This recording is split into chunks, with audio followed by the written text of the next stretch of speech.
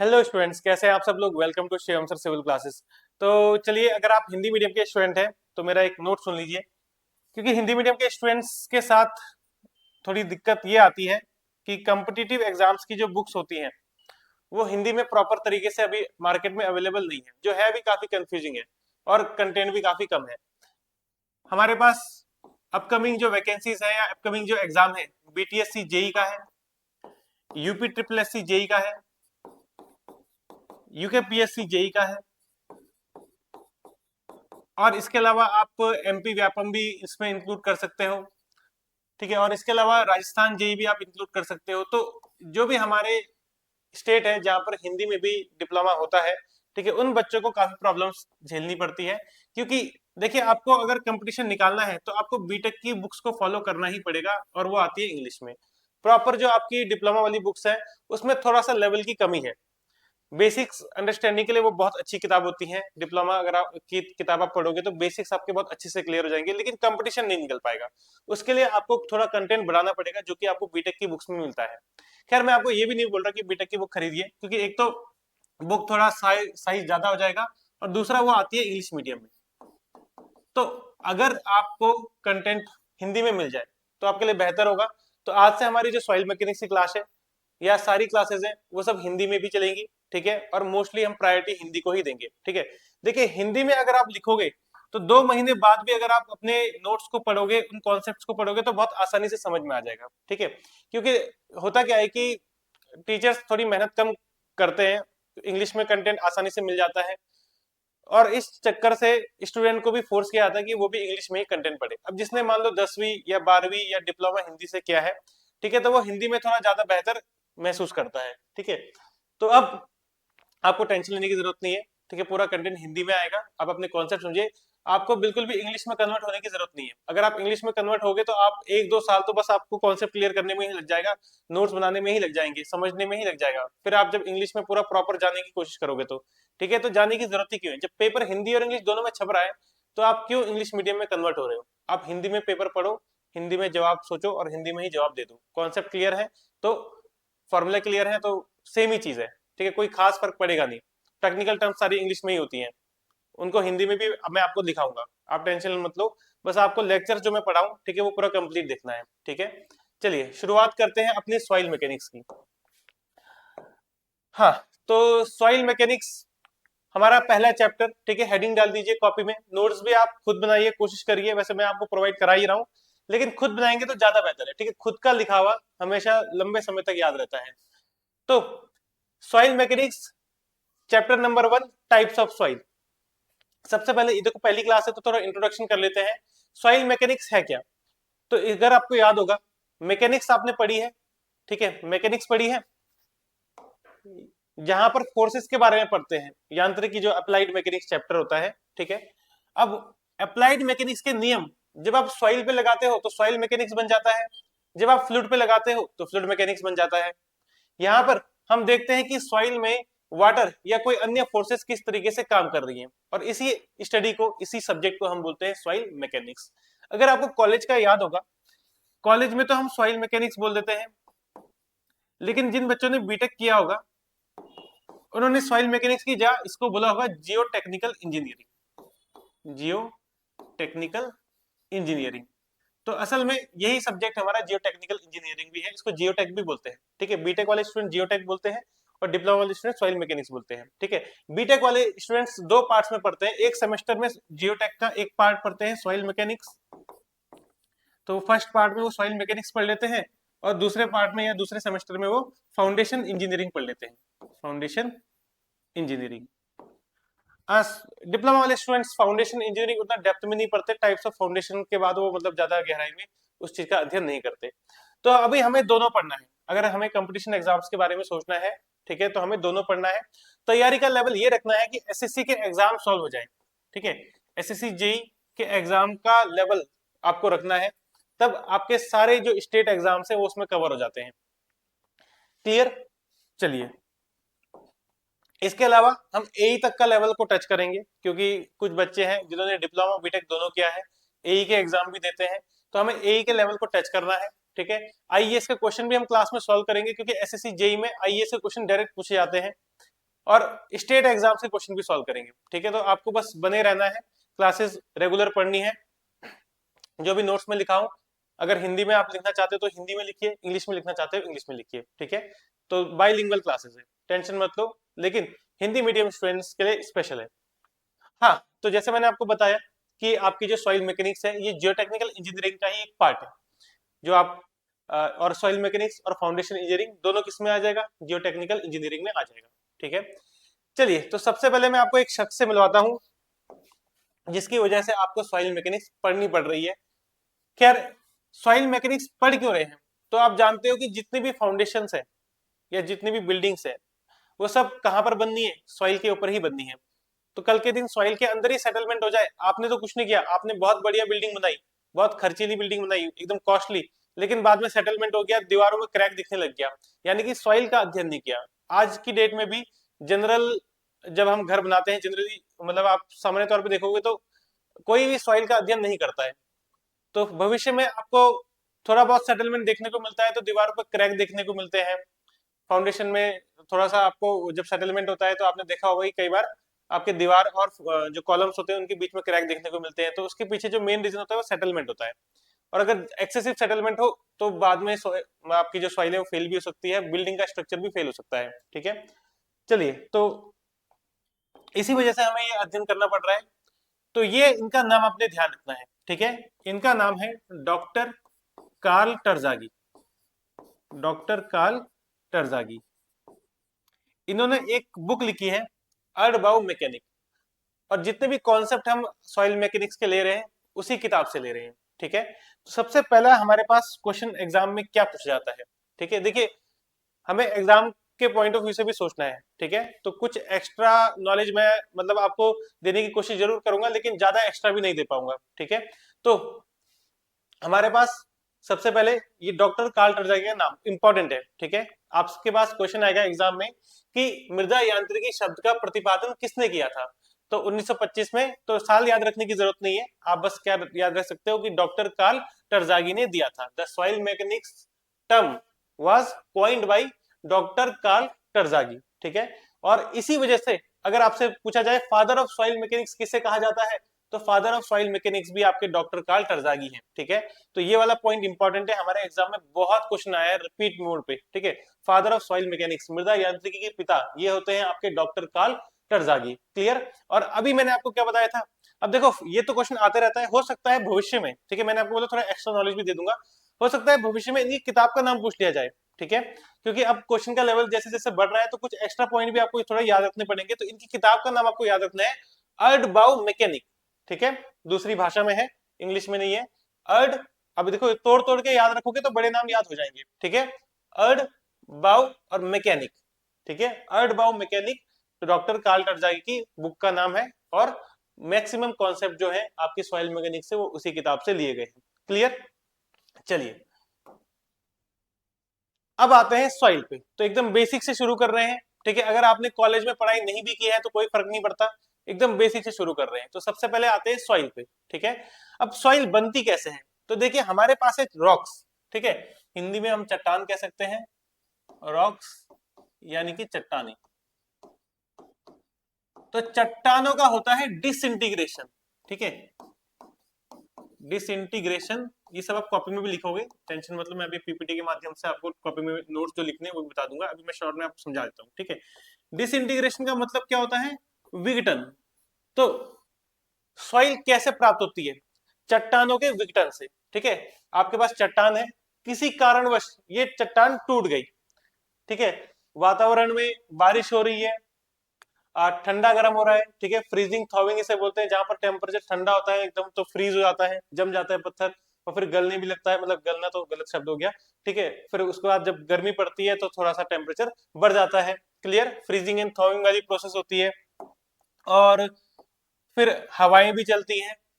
तो ऐसा भी होता है कि जो पार्टिकल इससे अलग हो गया वो फिर हवा के माध्यम से ट्रांसपोर्ट आते हैं, बार बार पानी के संपर्क में, मान लीजिए नदी बह रही है तो पत्थर धीरे धीरे कमजोर हो जाएगा और टूट जाएगा।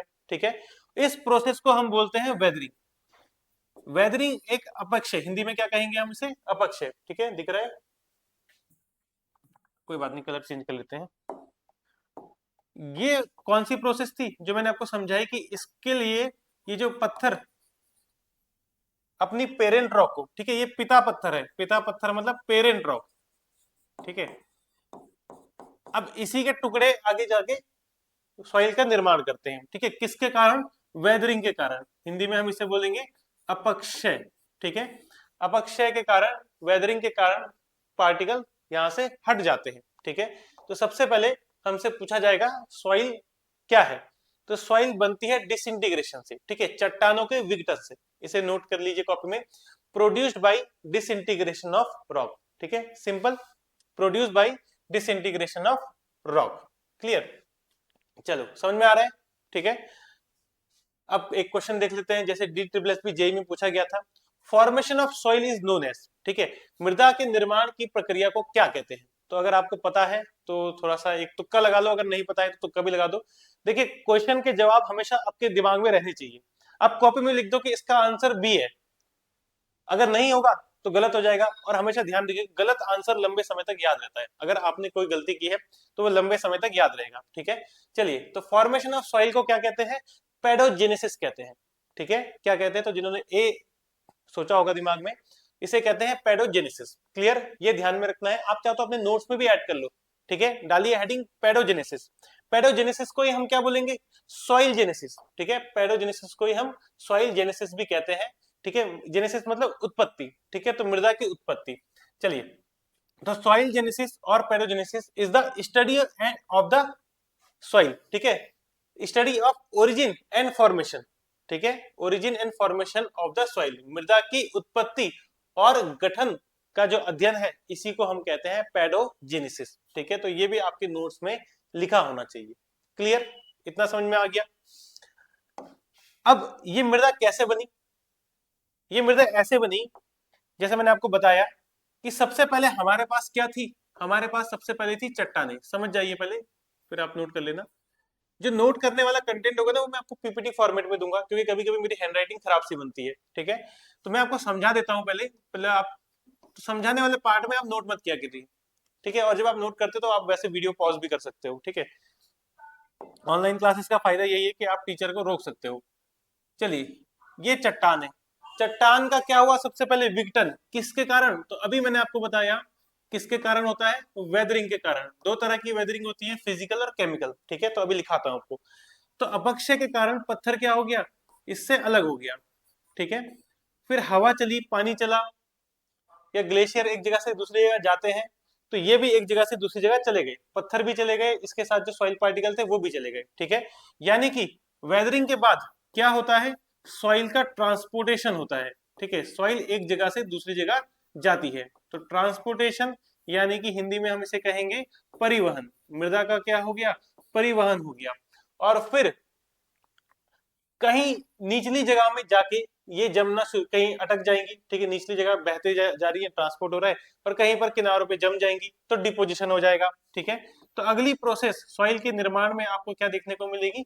डिपोजिशन, ठीक है, यानी कि आप इसे बोल सकते हो जमाव, और फिर समय के साथ हीट प्रेशर तो काम कर ही रहा है, ठीक है, धूप आराम से काम कर ही रही है, पानी बारिश आराम से काम कर ही रही है, ठीक है, और समय के साथ साथ वातावरण में ही रह के ये दोबारा से चट्टान बन जाते हैं, इनका उत्थान या अभ्युत्थान हो जाता है, ठीक है, इसको बोलते हैं अपहीवल, यानी कि अभ्युत्थान, अभ्युत्थान, और पुनः ये बन जाते हैं चट्टान, ठीक है, ये साइकिल आपको याद रहनी चाहिए, इसे हम कहते हैं सॉइल की जियोलॉजिकल साइकिल, सॉइल की जियोलॉजिकल साइकिल, ठीक है, सॉरी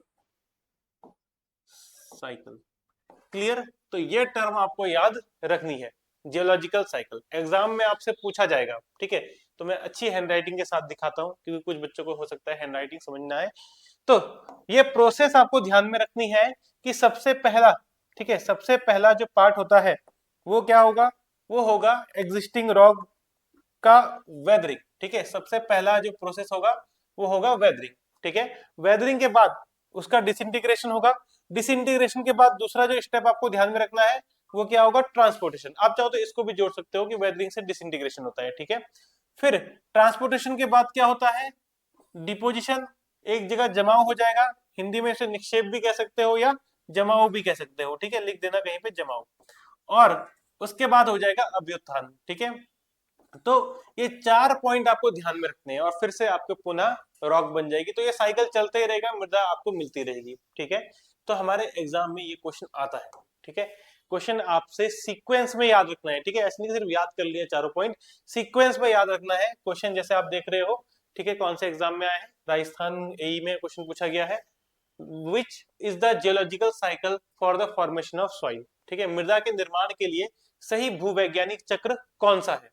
तो कौन सा है, तो सबसे पहले क्या होता है मैंने बोला, ठीक है, इनमें से सबसे पहले वेदरिंग होता है, ठीक है। तो वेदरिंग के बाद क्या होगा, ट्रांसपोर्टेशन, डिपोजिशन और अपहीवल, ठीक है। सब क्लियर देख लो एक बार। तो कौन सा ऑप्शन को आप टिक लगाओगे, बताइए, कौन से ऑप्शन को टिक लगाएंगे, बी ऑप्शन को टिक लगा देंगे, ठीक है। चलो बी ऑप्शन आपका सही आंसर है, ठीक है। अब बढ़ते हैं वेदरिंग। तो जैसे मैंने आपको बताया, वेदरिंग में मैं थोड़ा आपको एक्स्ट्रा पॉइंट बताता हूँ। वेदरिंग दो टाइप की होती है, फिजिकल वेदरिंग और केमिकल वेदरिंग, ठीक है। अपक्षय जिसे आप हिंदी में बोलते हो, तो भौतिक अपक्षय और रासायनिक अपक्षय, ठीक है। फिजिकल वेदरिंग में एयर, ठीक है, मतलब पानी जो पार्टिकल ट्रांसपोर्ट होगा या पार्टिकल जो पत्थर से अलग हो रहा है, उसके पीछे मेन रिस्पॉन्सिबल है एयर, वाटर या ग्लेशियर या आइस लिख दो उसको, ठीक है। अगर सॉइल का जो मतलब आपका चट्टान चट्टान का विघटन इनके कारण हो रहा है, या वातावरण में जो ठंडा गर्म होता है उसके कारण हो रहा है, ठीक है, तो इस तरह की सॉइल को हम इस तरह की वेदरिंग को हम बोलेंगे फिजिकल वेदरिंग। तो फिजिकल वेदरिंग में आपके मोटे दानेदार कोर्स ग्रेन सॉइल निकलती है, जैसे आपकी सैंड और ग्रेवल। और अगर ऑक्सीडेशन की प्रक्रिया वातावरण में होते रहती है, प्रेजेंस ऑफ ऑक्सीजन में जो क्रिया हो रही है, ऑक्सीडेशन हो रहा है, कार्बोनेशन हो रहा है, ठीक है, तो जो केमिकल जो प्रक्रियाएं हैं अगर पत्थर के ऊपर वो हो रही हैं और उसके कारण पार्टिकल अलग हो रहा है, कमजोर पड़ के अलग हो जा रहा है, तो इस तरह की वेदरिंग को हम बोलेंगे केमिकल वेदरिंग, रासायनिक अपक्षय। और जैसे आपकी क्ले हो गई, सिल्ट हो गई, जो महीन पार्टिकल है, जो फाइन ग्रेन सॉइल है, वो इसका एग्जाम्पल होती है, ठीक है। चलिए तो लिख भी लेते हैं ताकि लंबे समय तक याद रहे।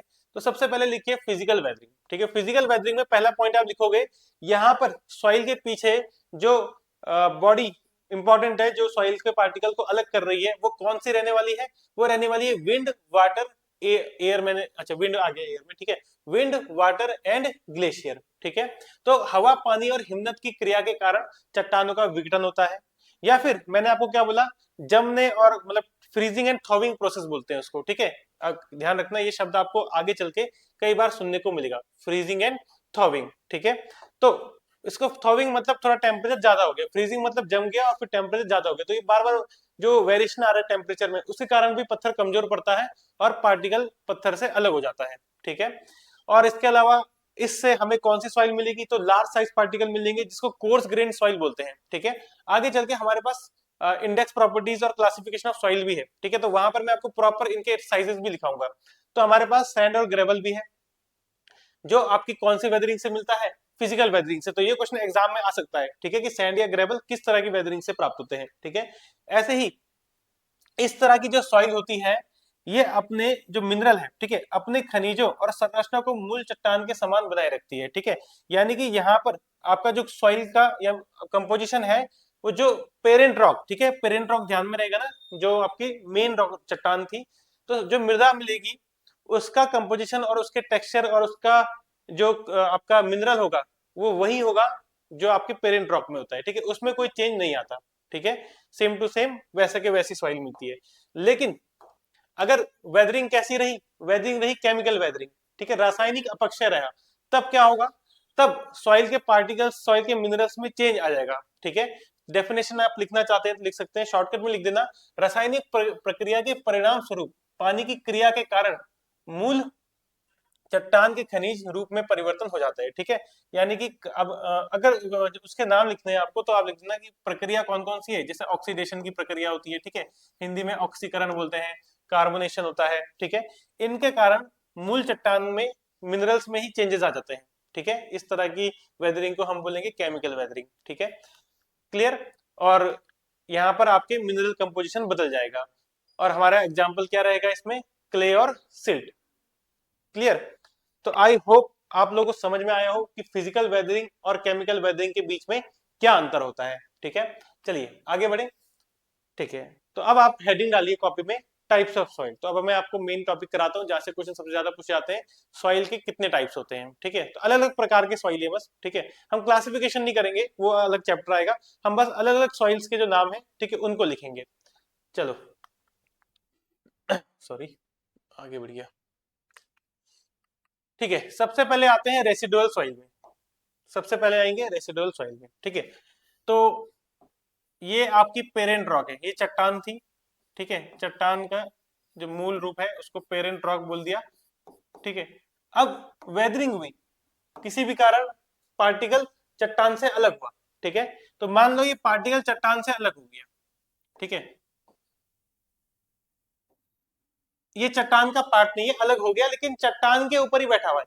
ठीक है, तो पिता से अलग हो गया लेकिन हाथ पकड़ा हुआ है, तो कैसी सॉइल हो जाएगी? इसी को हम बोलते हैं रेसिडुअल सॉइल। ठीक है, इसी को हम कहेंगे रेसिडुअल सॉइल। ठीक है, और कुछ पार्टिकल्स होंगे जो हाथ छोड़ देंगे पिता का, आगे बढ़ जाएंगे। ठीक है, कुछ पार्टिकल हवा में बह के आगे बढ़ गए, पानी में बह के आगे बढ़ गए। ठीक है, इस तरह की सॉइल जो होगी, इसे हम क्या नाम देंगे? Transported soil. ठीक है, ट्रांसपोर्टेड सॉइल। तो बेसिक सा डिफरेंस समझ में आ गया। अगर कोई सॉइल अलग तो हो गई, अपने पेरेंट रॉक से अलग हो गई, लेकिन पेरेंट रॉक में ही बैठी हुई है, चिपकी हुई है। ठीक है, तो उसको अवशिष्ट मृदा, रेसिडुअल सॉइल कहते हैं। ठीक है, और अगर अलग हो गई है तो इसको परिवहित मृदा, ट्रांसपोर्टेड सॉइल कहते हैं। परिवहित मृदा, ट्रांसपोर्टेड सॉइल। क्लियर? तो ये आपको थोड़ा ध्यान में रखना है। तो लिखने के लिए ये डायग्राम बना देना कॉपी में, और डेफिनेशन भी लिख लेना। ठीक है, अवशिष्ट मृदा किसे कहते हैं? तो यदि चट्टान की वेदरिंग के बाद, अपक्षय के बाद, ठीक है, जो आपका पार्टिकल है वो अलग तो हो गया है चट्टान से, लेकिन चट्टान में ही जहां से उत्पन्न हुए थे, तो ऐसी मतलब उसी स्थान पर पाए जाते हैं जहां से उत्पन्न हुए थे। ठीक है, आसान भाषा में आप इसको ऐसे लिख देना कि अगर पार्टिकल अलग होने के बाद, ठीक है, अगर पार्टिकल, सॉइल का जो पार्टिकल है, ठीक है, पार्टिकल पेरेंट रॉक से अलग हो जाता है। ठीक है, पेरेंट रॉक से अलग होने के बाद, होने के बाद भी, के बाद भी पेरेंट रॉक पे चिपका रहता है। समझ में आना चाहिए, पेरेंट रॉक पर ही चिपका होता है। तो ऐसी सॉइल को हम क्या बोलते हैं? रेसिडुअल सॉइल कहते हैं। क्लियर? और ये पॉइंट भी लिख देना, ये स्लाइड में मैंने ऐड नहीं किया है। और अगर बह जाए, ठीक है, और अगर अलग हो जाए, अलग हो जाए, तो ऐसी सॉइल को क्या बोलेंगे? Transported soil. ठीक है, ये मैंने आगे कहीं पीपीटी में लिखा नहीं है, तो इसको आप यहीं पे नोट कर लीजिए, ट्रांसपोर्टेड सॉइल। ठीक है, ऐसी मृदा को परिवहित मृदा कहते हैं। ठीक है, परिवहित मृदा। हैंडराइटिंग थोड़ा खराब है, इसलिए मैं पीपीटी का भी थोड़ा सहारा ले लेता हूँ। आई होप समझ में आ रहा हो आपको। ठीक है, ऐसी सॉइल को हम क्या बोलते हैं? ट्रांसपोर्टेड सॉइल कहते हैं। चलिए, क्लियर? तो रेसिडुअल और ट्रांसपोर्टेड सॉइल में आपको डिफरेंस क्लियर है। ठीक है, आगे बढ़े।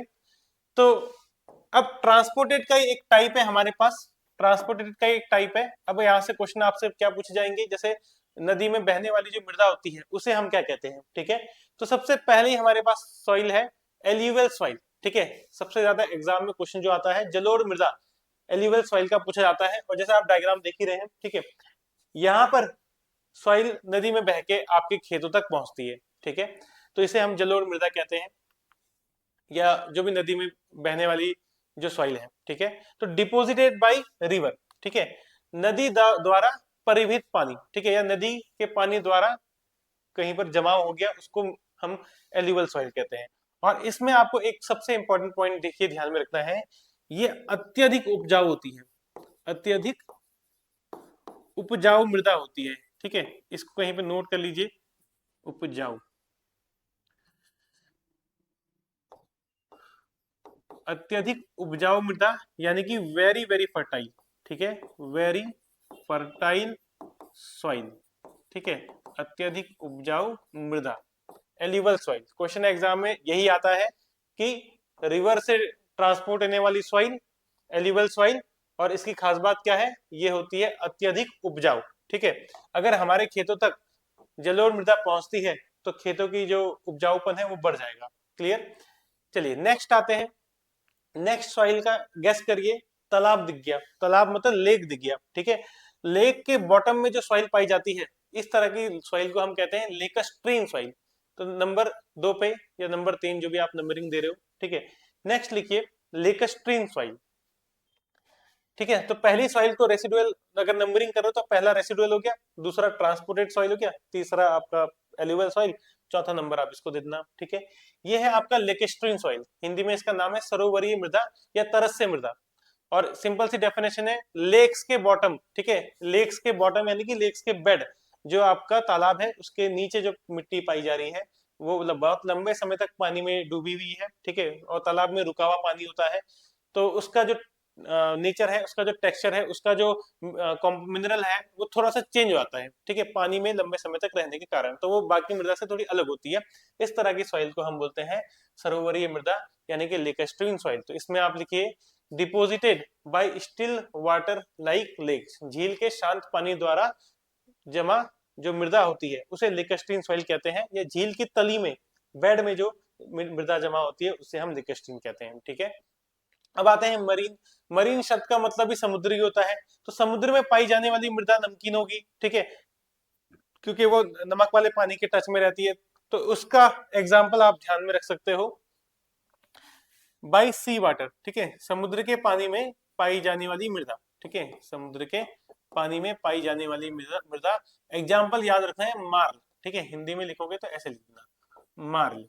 ठीक है, तो मार्ल किसका, अब एग्जाम में क्वेश्चन क्या आएगा, मार्ल किसका एग्जाम्पल है, तो आपको ध्यान रखना है माँ से मार्ल, माँ से मरीन सॉइल। क्लियर।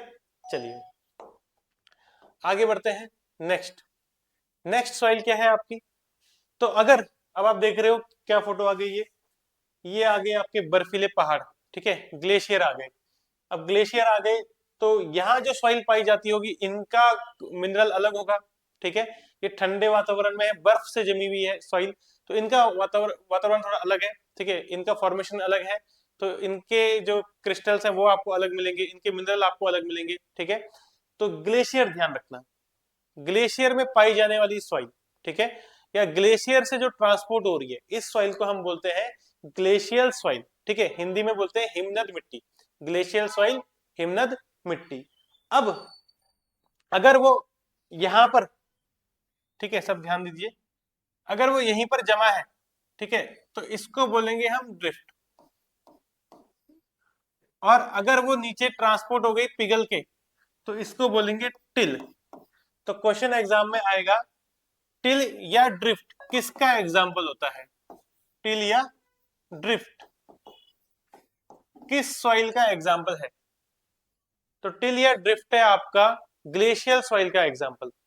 टिल या ड्रिफ्ट होता है ग्लेशियल सॉइल का एग्जाम्पल, तो लिख दीजिए टिल या ड्रिफ्ट। ठीक है, ड्रिफ्ट क्या है, deposit made by glacier directly और इनडायरेक्टली, हिमनद द्वारा जो भी डिपोजिट हो गए, मिट्टी जो जमा हो गई है, इसको ड्रिफ्ट कहते हैं।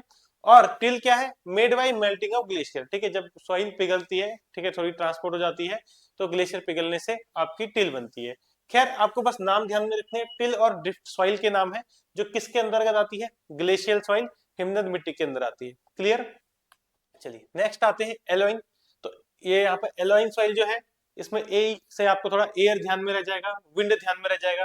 तो विंड से ट्रांसपोर्ट जो सॉइल होती है, इस तरह की सॉइल को हम क्या बोलते हैं, विंड ट्रांसपोर्टेड सॉइल, एलोइन सॉइल। ठीक है, वायु वायुकृत मृदा आप इसको बोल सकते हो। ठीक है, तो जो आप रेगिस्तान जब आप जाओगे तो रेगिस्तान में आप देखते हो ना, इसको बोलते हैं ड्यून्स। तो सैंड ड्यून्स भी आप कह सकते हो क्योंकि सैंड पाई जाती है। ठीक है, सैंड ड्यून्स। तो ये जो सैंड ड्यून्स है ये किसका एग्जांपल है, एलोइन सॉइल का। ठीक है, या फिर टेलिस, ये भी हल्की मृदा होती है, ट्रांसपोर्ट हो जाती है हवा से, तो टेलिस भी किसका एग्जांपल है आपका, इसी का। ठीक है, सॉरी टेलिस बोल दिया मैंने, लोइस।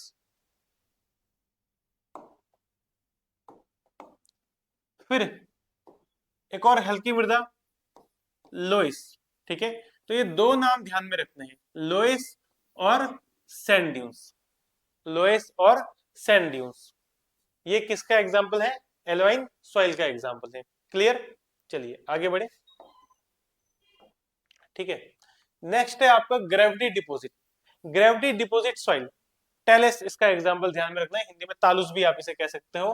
तो ये मृदा क्या होती है, ये मृदा इतनी कमजोर होती है कि अपने भार के कारण ही नीचे गिर जाती है। ठीक है, तो ग्रेविटी द्वारा ये ट्रांसपोर्ट हो रही है। ठीक है, ऊपर से नीचे मतलब गिर जा रही है, भूस्खलन द्वारा गिर जा रही है नीचे। तो इसको बोलते हैं हम ग्रेविटी डिपॉजिटेड सॉइल। ठीक है, इस एग्जाम्पल क्या ध्यान में रखोगे, टेलिस। तो गुरुत्वाकर्षण की क्रिया के तहत परिवहन होता है, transported through the distance under the action of gravity, अपने भार से ही नीचे गिर जाती है। और एग्जाम्पल क्या है, टेलिस। ठीक है, इन्हीं मृदा को कोल्यूवल सॉइल भी कहते हैं। ठीक है, ये भी आप हिंदी में ध्यान रखना, हिंदी में कई जगह पे इसको कोबियल मृदा बोलते हैं। ठीक है, कोबियल मृदा, कोबियल मृदा, टेलिस, ध्यान रहेगा। चलो, तो कोबियल मृदा या कोल्यूवल सॉइल कौन सी है, टेलिस, जो कि ग्रेविटी डिपॉजिटेड सॉइल की कैटेगरी में आती है। नेक्स्ट है ब्लैक कॉटन सॉइल, बहुत ही इंपॉर्टेंट। ठीक है, काली कपास मृदा, जहां पे कपास कॉटन अच्छा उगता है, इस मृदा को हम काली कपास मृदा बोलते हैं। ठीक है, यहाँ पे इसके क्वेश्चन बहुत एग्जाम में पूछे जाते हैं। हाईली प्लास्टिक, अत्यधिक सुगट्टी मृदा होती है, हाईली प्लास्टिक सॉइल होती है, इसकी प्लास्टिसिटी सबसे ज्यादा होती है। ठीक है, प्लास्टिसिटी अगर आपको समझ में नहीं आती तो प्लास्टिसिटी का मतलब होता है, जैसे गुंदा हुआ आटा आपने देखा है। ठीक है, गुंदा हुआ आटा, जब आटा आप गूंद देते हो तो सॉइल का नेचर क्या हो जाता है, उसी को बोलते हैं प्लास्टिक। ठीक है, प्लास्टिक का मतलब वही है। या कीचड़ आपने देखा होगा, थोड़ा पानी थोड़ा सॉइल, तो वो क्या है, प्लास्टिक। उसी स्टेट को हम बोलते हैं प्लास्टिक स्टेट, जहां पर आप उसको गूंद सको। ठीक है, तो इस तरह की जो सॉइल है ये काफी हाईली प्लास्टिक होती है। ठीक है, यानी कि पानी का इसमें बहुत ज्यादा इफेक्ट पड़ जाता है जब इसमें पानी मिक्स होता है। ठीक है, इसमें एक कंपोनेंट होता है, कंपोनेंट की जगह मिनरल बोलना सही रहेगा। ठीक है, वो आपको नाम ध्यान में रखना है। एक मिनरल होता है इसमें, मोंट मोरिलोनाइट, अत्यधिक इंपॉर्टेंट क्वेश्चन है, मोंट मोरिलो नाइट। ठीक है, देखिए ये आपकी जो सॉइल है क्ले के अंदर ही आती है। ठीक है, किसके अंदर आती है, क्ले के अंतर्गत ही आती है। और इस सॉइल में एक मिनरल होता है मोंट मोरिलोनाइट, ये आपको ध्यान में रखना है। इसी के कारण इस सॉइल में एक्सेसिव स्वेलिंग की प्रॉपर्टी आती है। ठीक है, कि जैसे ही बारिश हुई, जैसे ही पानी के संपर्क में आई तो फूल जाती है सॉइल, और जैसे ही सूखना शुरू हो जाएगा, पानी उड़ेगा तो श्रिंकेज भी आ जाता है। तो हाईली स्वेलिंग और श्रिंकेज, ठीक है, हाई स्वेलिंग और श्रिंकेज की प्रॉपर्टी पाई जाती है ब्लैक कॉटन सॉइल में। कौन से मिनरल के कारण, मोंट मोरिलोनाइट मिनरल के कारण। कैसी सॉइल है ये, क्ले का ही एक टाइप है। ठीक है, कैसी होती है, हाईली प्लास्टिक सॉइल होती है। ध्यान में रहेंगे इतने पॉइंट, चलिए लिख लीजिए इन सबको। ठीक है, तो हाई प्लास्टिसिटी वाली सॉइल है, पहली बात। The main mineral present is montmorillonite, प्रमुख खनिज है मोंट मोरिलोनाइट। क्ले है, क्ले में तीन तरह के मिनरल पाए जाते हैं, आइलाइट, काउलिनाइट और मोंट मोरिलोनाइट, और एक हेलोसाइट भी होता है। ठीक है, तो इन तीन जो शुरू के तीन मैंने बोले, ठीक है, उनमें से एक आपका मोंट मोरिलोनाइट होता है। तो आगे चल के सॉइल में हम पढ़ेंगे। ठीक है, क्ले मिनरोलॉजी नाम का एक चैप्टर हमारे पास है। नेक्स्ट है, इसमें उच्च सूजन यानी कि एक्सेसिव स्वेलिंग की प्रॉपर्टी होती है, और जब पानी उड़ जाएगा, ठीक है, तो श्रिंकेज भी आ जाएगा। तो जब ये पानी के संपर्क में आती हैं तो फूल जाती हैं, तो ये ध्यान में रखना है। ठीक है, और जाहिर सी बात है एक्सेसिव प्लास्टिक है तो हाईली कंप्रेसिबल भी होगी, और इस तरह की जो आपकी सॉइल होती है, बियरिंग कैपेसिटी बहुत कम होती है। ठीक है, प्रेशर इंटेंसिटी या बियरिंग कैपेसिटी, धारण क्षमता बहुत कम होती है। तो यहाँ पर आप आइसोलेटेड फाउंडेशन नहीं बना सकते। ठीक है, या तो आपको पाइल फाउंडेशन का यूज करना पड़ेगा या राफ्ट फाउंडेशन का यूज करना पड़ेगा। ठीक है, इवन राफ्ट के नीचे भी कभी कभी क्या लगानी पड़ती है, पाइल फाउंडेशन लगानी पड़ती है। ठीक है, तो इस तरह की फाउंडेशन में राफ्ट या पाइल फाउंडेशन का प्रयोग किया जाता है, काफी अनस्टेबल सॉइल होती है। क्लियर, तो black cotton soil cover a large part of, ठीक है, ब्लैक कॉटन सॉइल आपको ज्यादा कहां देखने को मिलेगी, नदर्न इंडिया में, राजस्थान में, सेंट्रल इंडिया में या सदर्न इंडिया में। ठीक है, तो आपको थोड़ा ये आंसर याद करना है। साउथ की साइड में दक्कन का जो पठार है, दक्कन जो प्लेट्यू है, वहां पर आपको काफी मात्रा में ब्लैक कॉटन सॉइल देखने को मिलती है इन चार ऑप्शन में से। ठीक है, चलिए और भी जगह काफी आपको देखने को मिलेगी। नेक्स्ट है बेंटोनाइट सॉइल। बेंटोनाइट सॉइल में मैं आपको बस इतना लिखाऊंगा कि ये ब्लैक कॉटन सॉइल का ही भाई है। ठीक है, ब्लैक कॉटन सॉइल जैसी, ठीक है। सेम टू सेम कैसी होती है, ब्लैक कॉटन सॉइल जैसी होती है, ठीक है। कई बार जब सॉइल के गिरने के चांसेस होते हैं, ठीक है, मान लीजिए आप एक्सकवेशन का काम कर रहे हो और आसपास की मृदा नीचे ना गिर जाए, ठीक है, तो हम क्या करते हैं, पानी में बेंटोनाइट सॉइल मिला के उसका घोल यहाँ पे लगा देते हैं, ठीक है। तो आप ये कह सकते हो कि इसका यूज कंस्ट्रक्शन में काफी यूज होता है, ठीक है, ताकि ऊपर की जो मिट्टी है नीचे ना गिर जाए, टेम्पररी, ठीक है, ऐसे नहीं कि उसमें कोई स्ट्रेंथ होगी। तो स्लरी ऑफ बेंटोनाइट सॉइल हम इस तरीके से यूज कर सकते हैं, ठीक है। जब मैं छत्तीसगढ़ में था तो पाइल फाउंडेशन बनाते टाइम हम इसका यूज करते थे, क्योंकि पाइल बहुत गहरी बनती है, तो उसके किनारे किनारे एक लेयर बेंटोनाइट सॉइल की लगानी पड़ती थी, उसका घोल लगाना पड़ता था, ताकि मिट्टी ऊपर से नीचे ना गिर जाए जब तक पाइल ना बन जाए, ठीक है। तो बेंटोनाइट सॉइल में आपको ध्यान में रखना है कैसी सॉइल है, ब्लैक कॉटन सॉइल। तो यहाँ से भी सेम क्वेश्चन बनेगा कि कौन सा मिनरल पाया जाता है इसमें, तो माउंट मोरिलोनाइट, ठीक है। इसमें क्या होती है, हाईली प्लास्टिक सॉइल है, क्ले का ही पार्ट है, और एक्सेसिव स्वेलिंग और श्रिंकेज इसमें देखा जाता है। तो ये आपकी काफी अनस्टेबल सॉइल है, इसके नीचे भी राफ्ट फाउंडेशन या पाइल फाउंडेशन का यूज होगा। तो सेम टू सेम जो पॉइंट आपने ब्लैक कॉटन सॉइल में लिखे हैं वो आप बेंटोनाइट में लिख दीजिए, ठीक है। चलिए नेक्स्ट आगे बढ़ते हैं, ऑर्गेनिक सॉइल, ठीक है। ऑर्गेनिक सॉइल जैविक पदार्थ, ठीक है, यानी कि जैसे घास फूस आपकी सॉइल में मिक्स हो जाते हैं तो वो ऑर्गेनिक सॉइल बन जाती है, और उसमें अच्छी खाद भी बन जाती है, ठीक है।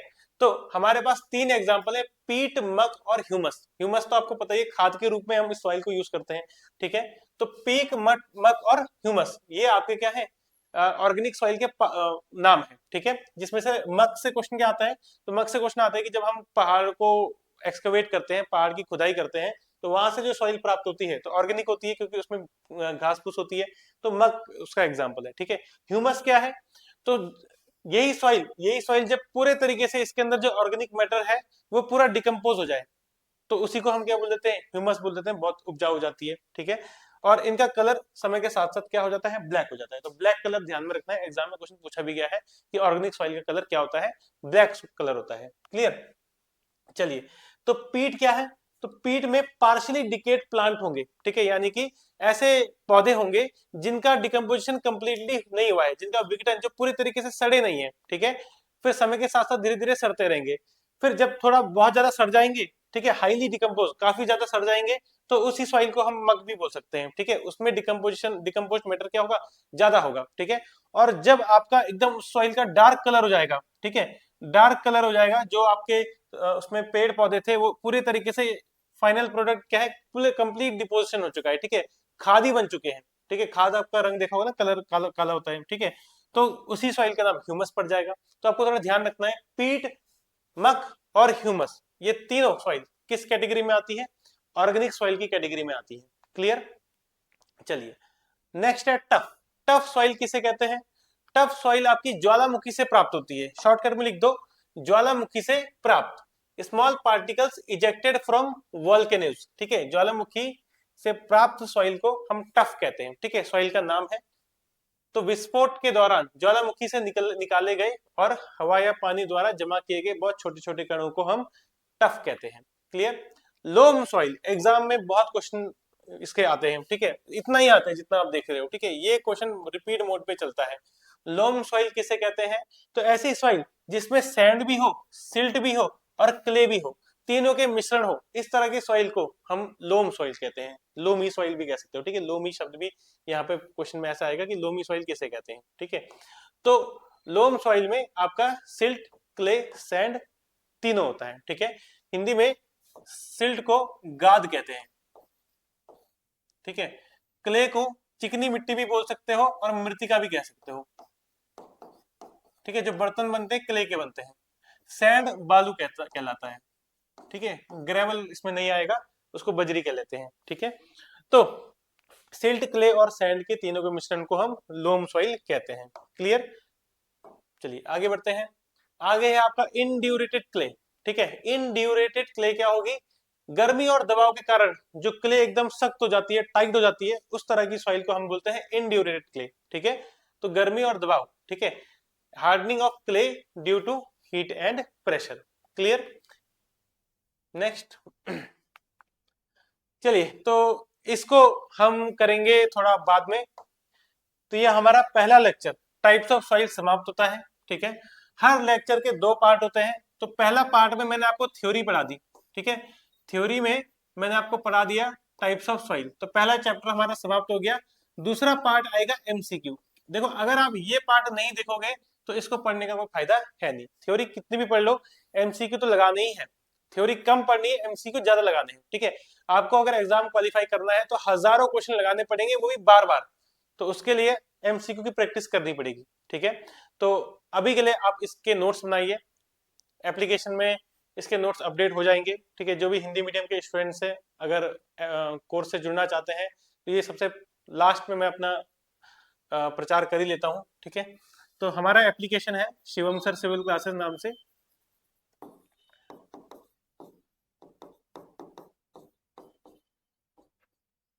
तो उसमें आप जुड़ सकते हैं, ठीक है। वहां पर अलग अलग कोर्सेज आपको दिख जाएंगे, ठीक है। टेक्निकल तो सभी एग्जाम्स में एक ही जैसा आता है, पूरा डेप्थ में हमको पढ़ना पड़ता है, ठीक है।